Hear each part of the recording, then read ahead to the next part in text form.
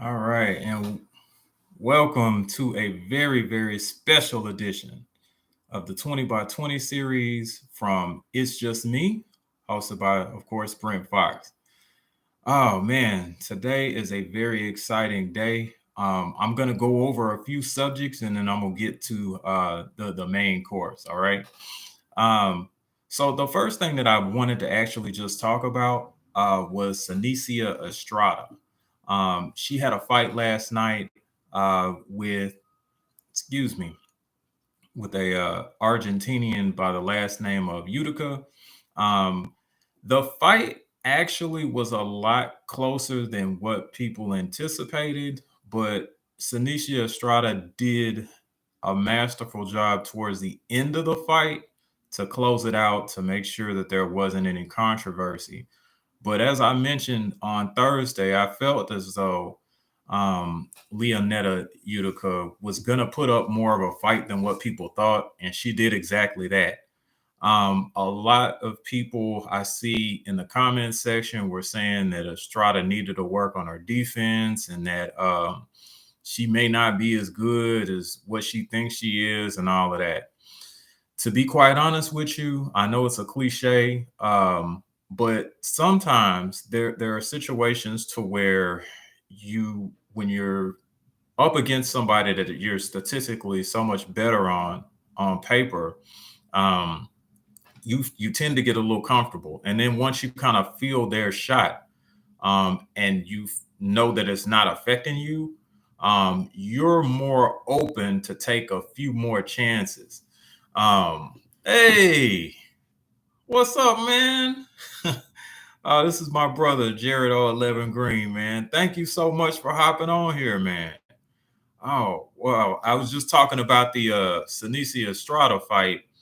She fought a lady by the name of Leonela Yudica, and it was a closer fight than what people kind of expected because Yudica is not a very powerful puncher.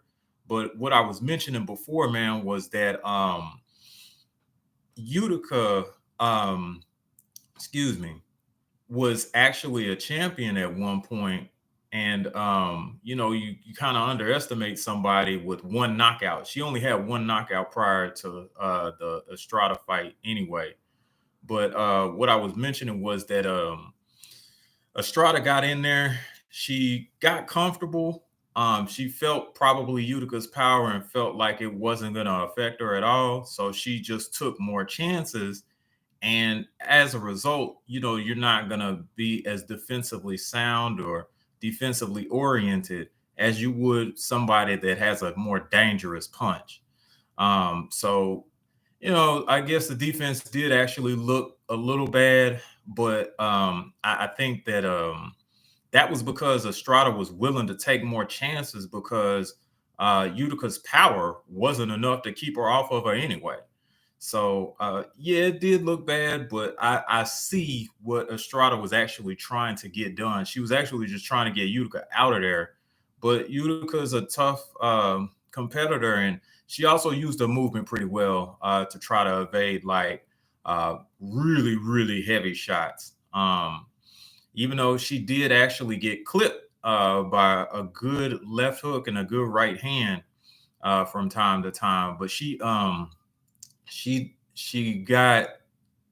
she didn't get hit flush badly with combinations or anything like that through most of the night. um so I think and then there was a call out at the end of her fight, and she called out another champion by the last name of Vale, um who, just from size, she looks a little bit taller than Estrada. um, I I don't know whether or not that's going to be an issue. I'll have to actually look into Valley's excuse me. I'll have to look into Valley's box rec and kind of, get a feel for how who she is and how she fights. But that looks like a really good matchup. Also, there's a factor with excuse me, there's a factor with her being signed to Golden Boy and her trainer, Vali's trainer, possibly being maybe a former trainer of Estrada. So that makes for an interesting storyline. And if that fight actually develops, I can't wait to see it, man. I cannot wait to see it. So that gets me very excited, of course, about women's boxing. You have female fighters like Alicia Baumgardner or Alicia Baumgardner. I'm so sorry, Mrs. Baumgardner. I didn't mean to mess that up. I know you get on somebody's head for messing that up. But yeah, I get excited about her. The SP Fighter of the Year, the SP Fighter of the Year. Even though I don't read too much into ESPN's boxing commentary or analysis, to get that type of recognition, though, should not be something that should be diminished. Clarissa Shields, and I will say this, is the most decorated American fighter so far in boxing history. All right. No one else has actually accomplished what she's actually accomplished. And I look forward to actually seeing more. I know that Boxiana is actually petitioning for her good friend. Oh Lord, I'm calling a Cobra back to fight Savannah Marshall, but which should be a really good matchup as far as women's boxing. I think that Boxiana's buddy will probably take that from Marshall. I do not see Marshall overpowering the Sweet Terminator. I don't see it. As a matter of fact, I see the Sweet Terminator wearing her down towards the end of the fight, and then eventually just kind of bending Savannah Marshall to her will. But after that, I would like to see the Sweet Terminator take on Clarissa Shields. That is a fight I would love to see at 168. And now, moving on to a more somber subject. I have to talk about Jermall Charlo. Didn't like what I saw yesterday. Shout outs to my LWC brothers, man, for bringing that to my attention. Boxing and Barbecue. I did watch the slap. And I'll text you back after this to let you know, man. But yeah, I did watch that. Back in 2013, when I started following the Charlo brothers, I really, really, really liked Jermall Charlo. Jermall had all the tools to be a much heralded champion. He had an excellent jab. His foot movement was really good. His defense was sound enough. He had an awesome right hand. His uppercuts were devastating. You can see Julian J. Rock Williams on that one. But yes, he was so gifted physically, and then to go along with that, his skills as far as boxing were second to none. He was very fundamentally sound, thanks to Ronnie Shields, and he was able to, of course, get a junior middleweight championship, move up, get a middleweight championship, and and to this point, he's been able to maintain his belt at 160. Over the past, I would say, 2-3 years, Jermall Charlo has really disappointed. This is not easy for me, man, because I'm still a fan. I'm gonna still hang in there with Charlo.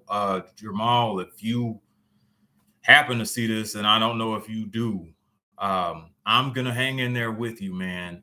the only thing that I ask you, and I'm asking you this with all sincerity, man, please, please, brother, don't become Adrian Broner. Adrian Broner, and I'm gonna go on a rant here. I'm sorry. I'm sorry, not sorry. I'm going on a rant here. Adrian Broner has broken my heart so many daggum times. I have lost count. I think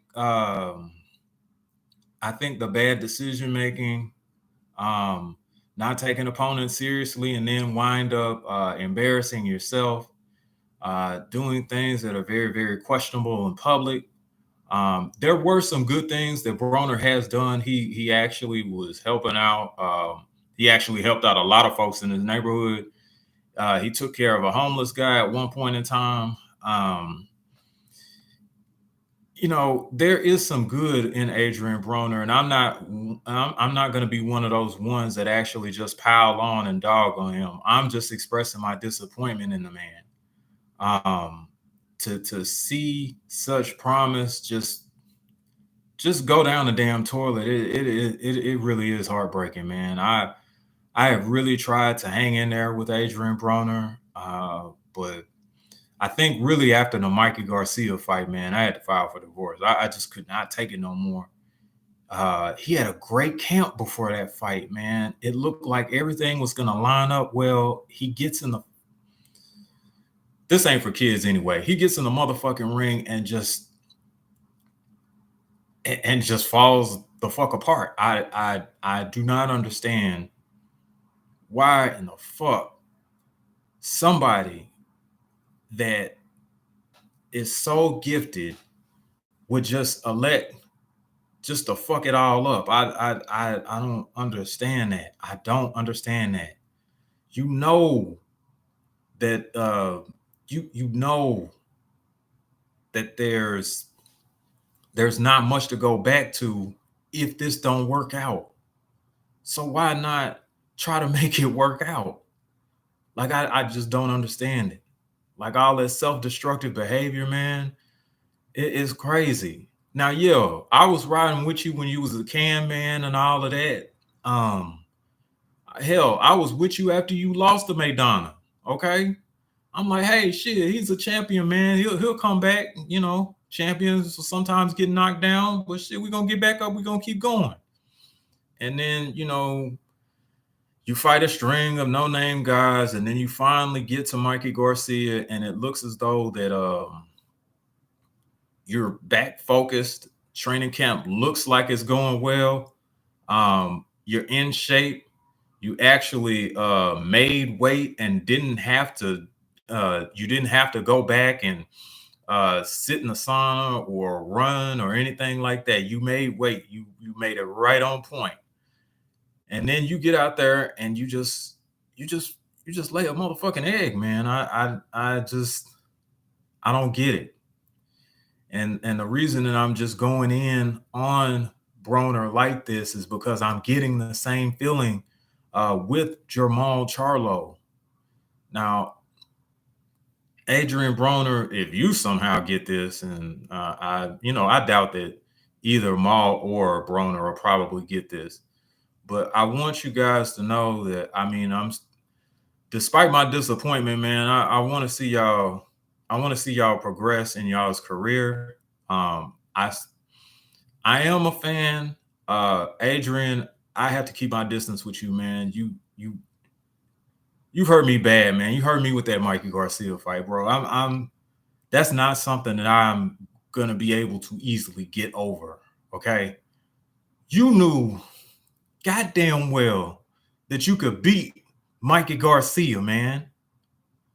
You had everything lined up to beat Mikey Garcia, and you just would not pull the fucking trigger. Why? Okay. I seen you take the left hook from Mikey Garcia. That's one of his more powerful punches. I did not think that the left hook maybe affected you the way that maybe it actually did. I'm not sure. But after you got smacked with that left hook, probably maybe in the third or fourth round, you just stopped. You just fucking stopped. You didn't use the jab that was effective. You had an effective jab, man.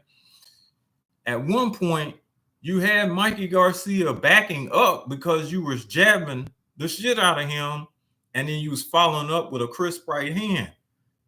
What happened to that? And you let Mikey Garcia, out of all people, and Mikey Garcia is a great fighter. I'm not shortchanging Mikey Garcia or dismissing him, but I know that you are full well capable of beating Mikey Garcia, man. Mikey fucking Garcia. Are you serious? Mikey Garcia. And then I don't understand. You let him out angle you, he outworked you. It's like you completely stopped working. Okay. You completely stopped working, Adrian. I'm gonna have a hard time with that one, brother. Cause you could have won that fight. You could have won that fight. And you just refused to do anything. You just refused to do anything. It was like you was in there just to collect a fucking check. Like I don't know what your life has been personally, brother, but I know I have to believe that some part of you takes pride in what you actually do. This whole I don't give a fuck mentality, man, you see where it's landing you is very self-destructive, man. And as a very heartbroken and disappointing fan, I know that you can do better, but you're not. And it hurts for me to watch you try to perform, okay? Emphasis on try to perform, and you just refuse. You literally refuse to do anything about it. You literally refuse to do anything about it, man. Oh man, Coach 67, salute, brother. I'm just going on a rant about Adrian Broner because I was talking about the Charlo slap. But back to this, man. AB, I just yeah. And then the loss to Sean Porter. Yeah, since I'm already here now, that loss to Sean Porter. What the fuck, Adrian? What the fuck, man? Seriously, you lost to Sean Porter. Now you was clowning on all the press conferences and calling him a football player and talking about, he might try and tackle you and all this other funny ass shit that you was saying, which was funny. I ain't gonna lie. And shit, I'm gonna whoop your ass like your daddy never did and all of that. You get in there, you literally do nothing. Okay. You literally do nothing. As a matter of fact, it was so bad. At the time, I was over my brother's house. We were all watching the fight. My brother loves Adrian Broner too because he talks shit. Okay, that's what that is. My brother loves people who talk shit. So he gets in there and he literally does nothing. And then my family's just start looking at me like, well, okay, what's going on? Hang on, y'all. I'm gonna have to pause this for a second.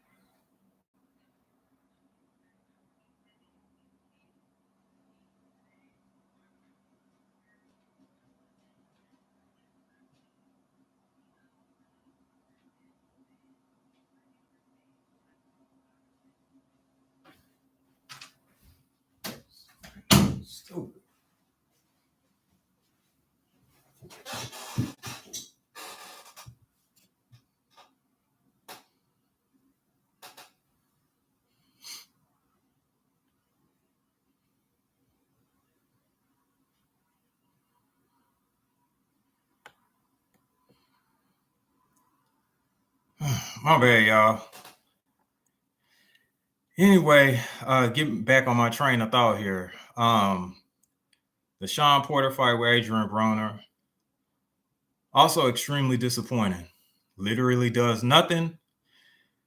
Gets a beautiful left hook off, knocks Sean Porter straight on his ass, and no follow-up. None at all. He sits back there, poses, and I guess he looks to see an opening, if I'm being optimistic. If I'm being optimistic. He's looking to find an opening to attack. This is Jesus Christ, Adrian. Damn. I get emotional about Adrian Broner because I've invested a lot emotionally into him because I am a fan of guys who, you know, come from nothing to actually achieve greatness. Now, he is still a four-weight division champion, which, you know, that's Hall of Fame worthy itself. But the way that his career path has actually gone since the Maidana loss, it's just fucking tragic. So, looping back around to the actual subject here of the Jermall Charlo slap, and this is only just hearsay information, all right? I'm not able to put the video up of the slap or anything like that because I'm gonna be honest, I'm not that technologically advanced just yet to where I could put the slap on here. But as soon as I'm capable of doing the video clips and all of that, I can go ahead and put that on there. But yeah, supposedly he and Caleb Plant get into a verbal altercation. Jermall supposedly touches Caleb's face, and Caleb was not having it, and he basically gazelle slapped him. And what I mean by a gazelle slap is basically a gazelle punch. It's kind of like a lunging left hook. So he basically just uncoiled, lunged forward, and slapped the living shit out of Jermall Charlo, who literally does nothing about it. Okay, here's my thing. Okay, so Maul and Mel, if you gonna act tough with the fans and act like you'll fuck us up if we say the wrong thing to you, and you know, you got hitters on deck for all of us and all this other good stuff, man. You play tough with us, you play tough with the reporters, and all of that, but with guys that are actually your equal or competitor, you do this. How the fuck are we supposed to take you serious, man? Like, honestly, how are we supposed to take you serious? Like, you got me feeling like, you can threaten me and shit all day, but I feel like if you get too close to me or try to intimidate me, I feel like I could get a couple of shots off before you beat the shit out of me. And those couple of shots, I'd probably go viral. Like, oh yeah, this regular dude stole off on Charlo, and look at this shit. Like, I should not be feeling that way. Neither should Caleb Plant, is what I'm getting at. Oh boy. And I hate to actually go there, but well, hello, Be That Vish. Thank you for stopping by. Um, I don't, yeah, I really don't understand it. If you if you really about that action, and you really supposed to be representing H-Town and holding it down for the people that have nothing, and you willing to kick in doors and straighten people out and all that shit. You got to do that. You got to be able to do that all the time, not when it's convenient. Okay.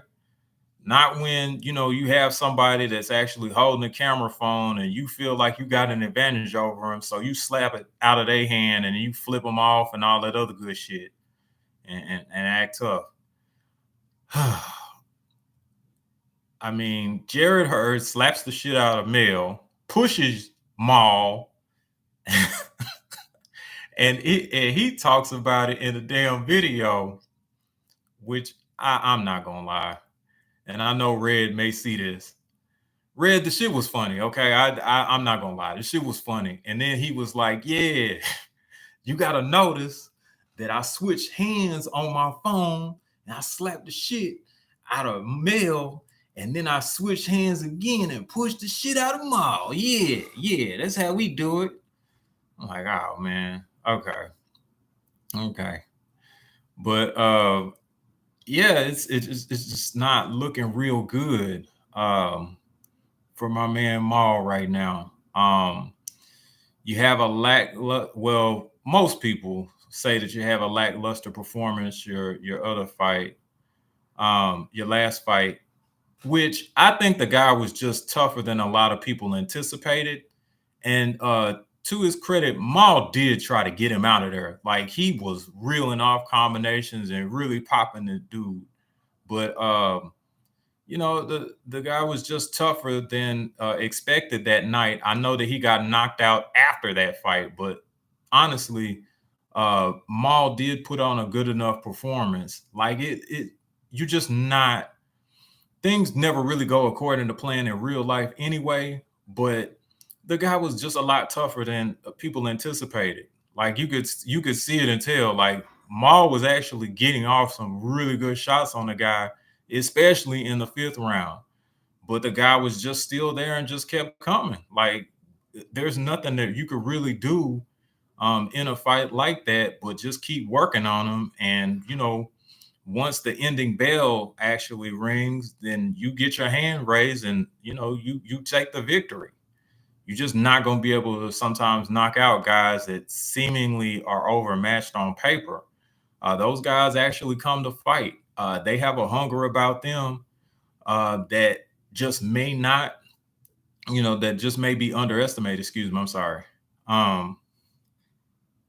Yeah. Yeah, you're right. You're right, V. You're right. Like, I had gone on a rant about him turning into Adrian Broner and how Broner has actually broken my heart over the years, and it's looking that way or trending that way with Maul Charlo. Out of the twins, I was actually a fan of Maul to start off with. Now, when Mel went over to Derek James, of course, I had to look into that. And, with the way that Mel is actually moving in his career, even though I prefer Maul's personality over Mel's, I really do like what Mel is doing. But back to Maul, yeah, his personal life is spilling too much into what he should actually be doing professionally. And to be quite honest with you, that Demetrius Andrade fight should have been got made. Like, I have wrote an article in a Punch Junkie, the Punch Junkie magazine about 5 fights that could actually save boxing. I did do, I think it was maybe an honorable mention for, no, I actually did mention Charlo and Andrade because of the animosity that they actually have for each other.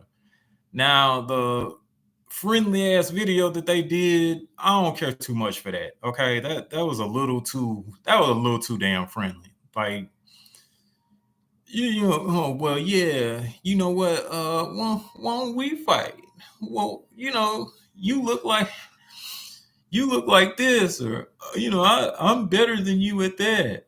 I mean, okay, it's cool to be cordial, but at the same time, this history that y'all had together was basically Andre fucking with y'all getting mad, and then threatening Andre, and now y'all kind of like real cordial with each other. Like, there's no, like, if it's that, yeah, it is weird. Like, if it's that, yeah, if it's a situation to where, um, you started off talking shit, and you aggravating the fuck out of me and all of that. Is Nah, bitch, when we get in here, I'm gonna beat your bitch ass. That's how we say things in Dallas. Sorry. You have animosity towards somebody. It's like, hey, I'm gonna beat your bitch ass when I see you. It is what it is. It ain't none of this friendly phone call shit. And oh yeah, well, what do you think about? Nah, fuck all that. I don't give a fuck what you think. I'm ready to beat your ass. Yeah, it's just disappointing, really. It really is disappointing. It really is disappointing, man. Um, but you know what? On a lighter note, what we are getting to is the main course here, and that is Errol the True Spence versus Terence Bud Crawford. Very, very, very, very, very, very excited about this one. Oh man. Words can't describe how I actually feel as a boxing fan. Um, and as most of my LDBC brothers and sisters were talking about, it's regular people talking about boxing again. And I just feel something flowing through my veins that this is actually going to be special. I do not see this just as a fight or a boxing match. I see this as a monumental event. I think that the men on both sides are very well prepared for this, and they are probably going to put on a show for as long as it lasts. Now, I think, and I'll get down to what I personally think and the fight breakdown here in just a few moments, but I just want to talk about how monumental this event actually is. Um, for years, boxing has been on a downslide, and it's really, really been tough to try to be supportive with fights that were on pay per view that shouldn't be, like Ruiz versus Areola, and uh, also another Ruiz fight versus King Kong Ortiz. Those fights should have been on regular TV. Um, and to lightly touch on this subject, I'm very disappointed that the Wilder fight did not work out. Wilder Ruiz fight did not work out, but that's another subject for another day. What I am happy about is this monumental event actually happening. I hope and pray that things actually go better than expected. It appears as though all of boxing's best and brightest are out there. I'm actually hoping to see people in the entertainment industry come out and support this event. And I do know that some of my LDBC brothers and sisters have boots on the ground as well. And I'm very, very excited to hear from them about that. Um,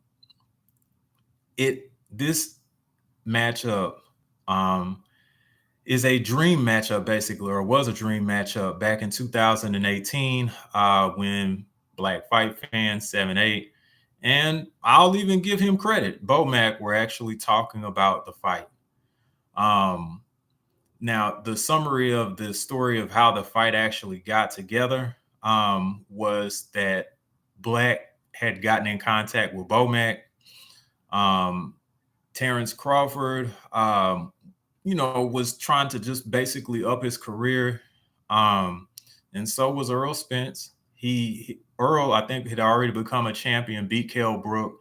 I think that he just beat Lamont Peterson. And then they were, Black 78 and then Bomac were talking about a possible matchup between Errol and Bud Crawford. That developed into the viral video of Errol going up to Oklahoma. And I think that was at, I don't want to get this wrong, but I think it was a Mo Hooker fight that was up in Oklahoma. And they went up there. And of course, the rest was history as far as like the confrontation that they basically had.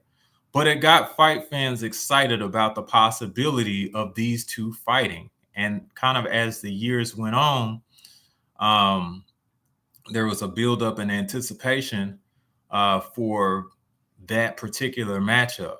Now, I will say that even though it took a little bit longer than what folks would like, it was done the right way. Um, Both gentlemen are undefeated, and it's for all the belts. Okay, all the belts. So if it had happened earlier, yes, it would have been a great or monumental matchup, but I don't think that it would be as meaningful because belts actually do matter. All right. Belts actually do matter. Um, so we wouldn't have this particular matchup if Earl hadn't had the time to actually collect the belts from the three other champions and then be able to actually get the table set for Terence Crawford to where, you know, they have the matchup for all the belts. Now, kind of getting into the breakdown or matchup between the two fighters. Um, oh yeah, yeah, man, yeah. I wasn't even really paying attention to that B, but yeah, that. Ugh. I mean, Tyson Fury is a whole nother subject for a whole nother day, man. Whew, that boy. That Al Bundy built bastard. I can't. I can't will, man. I just got a mental picture of what Tyson Fury is doing on the damn show and all of that. I just, yeah, probably snorting cocaine and running around acting ignorant. But you know, now he's, I guess, America's hero, even though he's British, because you know he's knocking out black guys. But you know, got to keep my mouth shut on that. But back to the subject of the Spence Crawford fight. I think the matchup itself is very, very evenly based, but it looks as though, and I'm just going to go ahead and check off boxes. So as far as natural talent goes, Crawford has that. All right. He has a slight edge over Earl as far as natural talent. He is a bit twitchier. Um, Bud is a lot stronger than what people try to give him credit for. He is very naturally strong. Um, he's also okay, of course, like I mentioned, twitchy and quick. He is fast. Fast is getting from point A to point B. Quick is actually just moving laterally and reacting and responding to something that that you're actually looking at.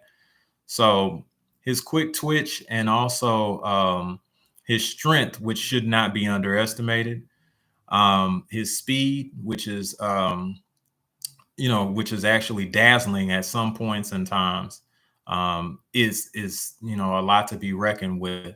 Now, as far as skills go, um, I think that Earl Spence has the edge in skills. Now, as explained several times by Earl Spence, myself, and other people in the boxing community, or countless people in the boxing community, there is a difference between talent and skills. While Terence Crawford actually possesses talent, which is like the strength, the speed, the quickness, those are natural abilities that you are actually born with. You can cultivate them and sharpen them, yes, but those are abilities that you either have or you don't have. All right. That's what separates professional athletes from regular people, unfortunately. Um, Now, what I will say as far as these skill department is something that you actually learn in the gym. Punch placement is something that you actually learn in the gym. Uh, Foot placement. And what I mean by that is just a light example. If an orthodox fighter is fighting a southpaw, you basically want to make sure that whichever fighter has their lead foot outside the foot of their opponent. That way they have an advantage as far as movement and angles. That is a skill. That is something that you work on in the gym. Also, defense is a skill. Yes, you can be able to dodge or evade punches without much training if you are naturally talented enough to get away with that, like Roy Jones, like a Terence Crawford. But you have to be fundamentally sound as far as defense, which is very important and saves your career by being able to time and anticipate punches, being able to effectively block punches properly, uh, being able to parry punches, which is a lost art. I'm going to do a show about parrying punches. It'll probably be a light show, but I think that is a very lost art too, parrying punches. Um, I think that those types of skills are going to make all the difference in the world in this fight. I think that whoever's defense is actually going to be up to snuff most of the fight would actually would be more than likely able to win. Now, also there is an intangible category that I'm going to get into. Um, Now, each man has actually faced a tremendous amount of adversity. All right. Um, I'll start off with Bud Crawford, whom I really, really respect. Um, Now, Bud Crawford had actually been shot in the head and drove himself to a hospital. Okay. There's a well known story about that. And if, you know, if anything, excuse me, if you're able to overcome death the way that Bud actually has, there is an intangible with that. That means that you can be near the end of it, but you still have the will to actually push forward. Um, the other intangible with Bud, that being said, is the dog that's in Bud. Uh, Bud, whew, Bud, man, he when he flips that switch to turn that dog on, it does not come off until the end of the fight. He he's actually sending chills up my spine right now. He's pause, but that dog is something I really really admire in Bud. I mean, once he flips that thing on, he really gets after it, man. He whoops people's ass when that switch is on. He When that switch is on, it ain't no turning off. I tell you that he whoops ass. Um, and then there's also the fight intelligence or ring IQ that Bud actually has. His ability to make physical adjustments to dominate his opponent. A lot of people give Terrence Bud Crawford a hard time about the Green Machine fight. But what people need to actually realize about that particular fight was, even though it was rough at first, Bud made the necessary adjustments to actually get Mean Machine out of there. Um, Bud was able to, after the Phantom knockdown, Bud was actually able to readjust, put on a very vicious body attack on Kavalauskas and eventually just break his will. And then once he lowered his hands, maybe by a fraction of an inch, Bud was able to capitalize on that, give him a good shot to the head, and then and then basically just rain punches on him so much that they had to call it off. Like that is an example of a huge adjustment that he made during an adverse moment. So, let's not sell Bud short. Like, Earl is just gonna walk in there and do whatever he wants to do, and that's gonna be it. That's not the case. Now, moving on to intangibles with Mr. Earl Spence Jr. Of course, there is a well-known car wreck that he basically had that, he was near death with that particular instance. The rehabilitation process to try to come back from that. And then on top of that, um, fighting one of welterweight's most brutal punchers in Danny Garcia. Like, that is a tough test. That is not someone that you come back to and fight with after a traumatic event like that. There was one point where Earl was mentioning that he had trouble even walking up flights of stairs, after his accident. And then he goes on to fight Danny Garcia. Now, that's something that you just don't want to underestimate. For him to do something like that, and then he made the Danny Garcia fight look easy. Like, that's not supposed to happen either. And come to find out, he was not, of course, at 100% when he was fighting Danny Garcia, but he still dominated Garcia enough in that fight to make it a very convincing victory. You just don't do that to Danny Garcia. When Sean Porter and Danny Garcia were fighting for that WBC belt, Danny Garcia at one point was giving Sean Porter the blues.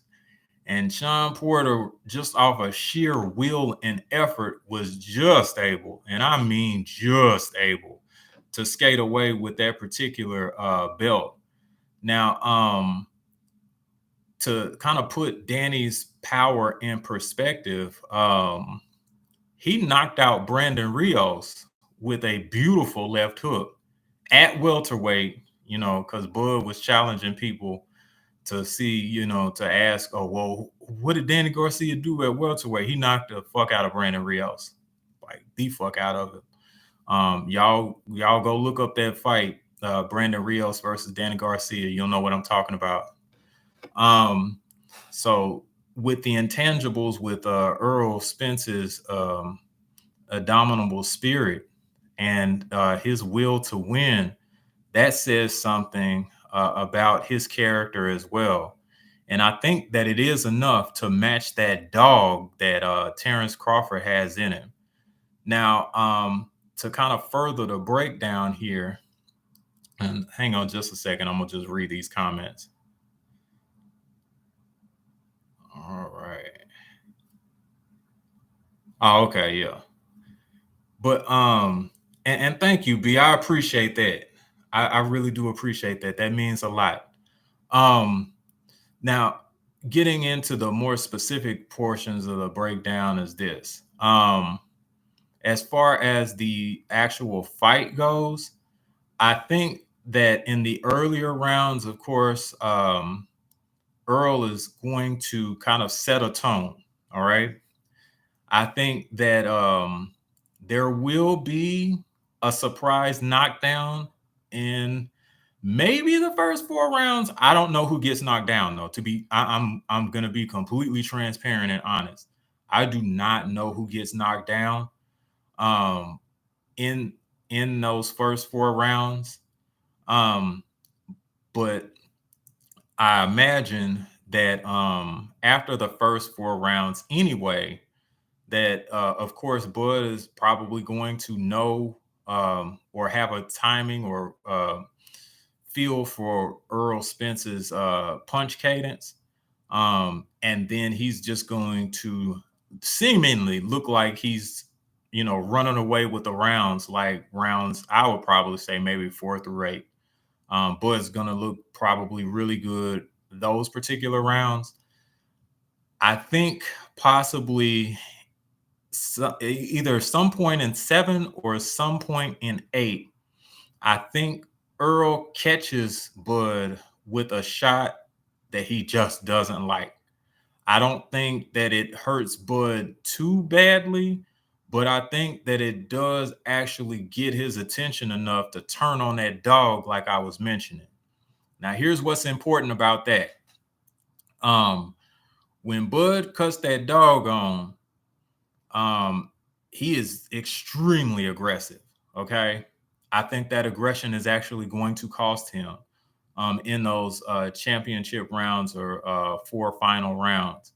I think that Errol, because he is very fundamentally sound, he is going to systematically pick apart Terence Crawford the last 4 rounds.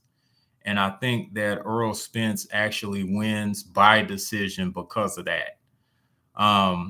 Otherwise, Bud on paper should be able to win this one. It would still be tough, but a lot of people have Bud. Well, actually, Vegas has Bud favored to win.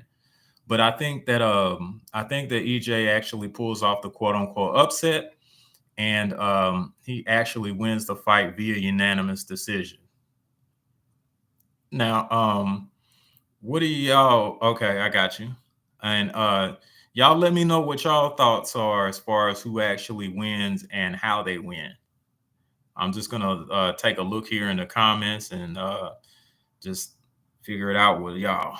Let me see. So I got B saying that EJ is definitely gonna win. She says, "In our mind, he already done won." I like that.